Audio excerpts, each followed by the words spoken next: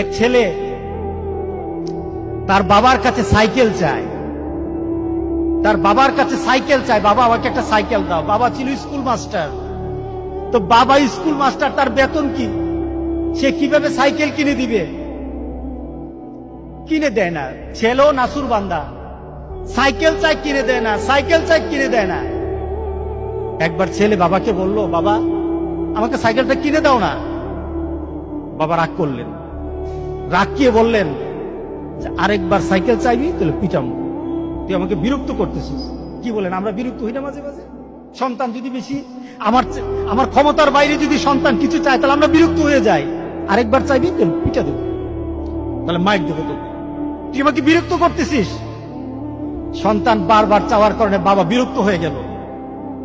সন্তান কিন্তু রাসূল বলে, সন্তান বাবার দিকে তাকিয়ে করুণ সুরে কাঁদতে কাঁদতে বলল, বাবা তুমি ওকে মারবা? তুমি ছাড়া আমি কার কাছে চাইবো বলো? তুমি ছাড়া তো আমার আর চাওয়ার জায়গা নাই। তুমি আমার আব্বা, এছাড়া আমি কার কাছে চাইবো? যাওয়ার ক্ষমতাও যদি তোমার থাকে তোমার কাছে চাইবো, না চাইলে তিজও তোমার কাছে চাইবো। আমি কার কাছে চাইবো বলো? তুমি আমাকে ফিরিয়ে দিবা, কিন্তু আমি ফিরিয়ে দিলে দিতে পারো, কিন্তু আমি কার কাছে চাইবো? আমার তো তুমি ছাড়া কেউই নাই। বাবার সাথে সাথে ছেলেটাকে বুকের মধ্যে আঁকড়িয়ে ধরলেন। বাবা তুই আমাকে এমন একটা কথা শোনালি, যা তোকে আগামীকাল সাইকেল কিনে দেবো। সুবহানাল্লাহ, সুবহানাল্লাহ।